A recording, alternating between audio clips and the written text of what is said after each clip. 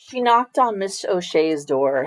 The familiarly solid and competent voice said, "Come in." Miss O'Shea had a way of making you feel welcome, even if you came to be expelled. "Sit down, Nancy Lee Johnson," said Miss O'Shea. "I have something to tell you." Nancy Lee sat down. "But I must ask you to promise not to tell anyone yet." "I won't, Miss O'Shea," Nancy Lee said, wondering what on earth the principal had to say to her. "You are about to graduate," Miss O'Shea said, "and we shall miss you. You have been an excellent student, Nancy, and you will not be without honors on the senior list, as I'm sure you know." At that point, there was a light knock on the door.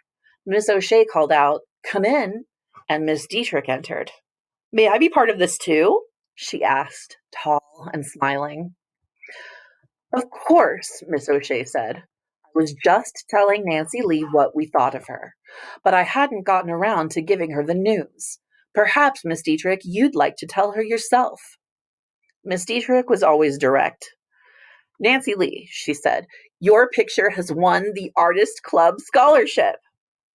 The slender brown girl's eyes widened. Her heart jumped. Then her throat tightened again. She tried to smile, but instead, tears came to her eyes.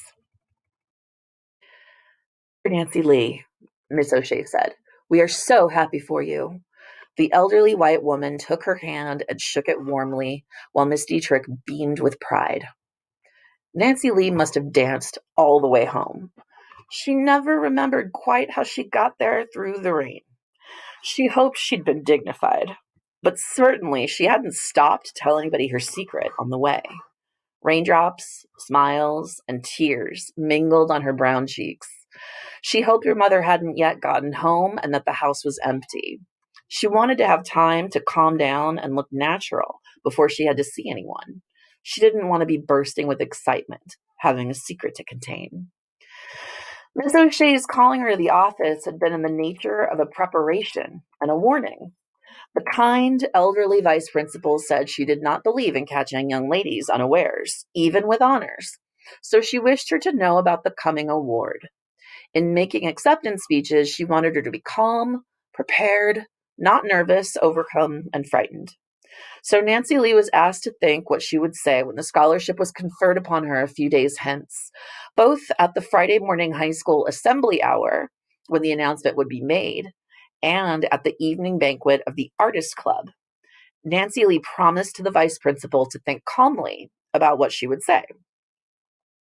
Miss Dietrich had then asked for some facts about her parents, her background, and her life, since such material would probably be desired for the papers.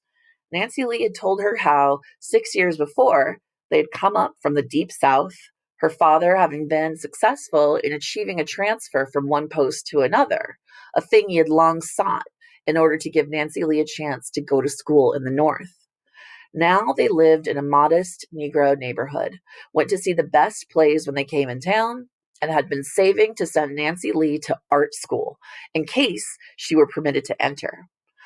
But the scholarship would help a great deal, for they were not rich people.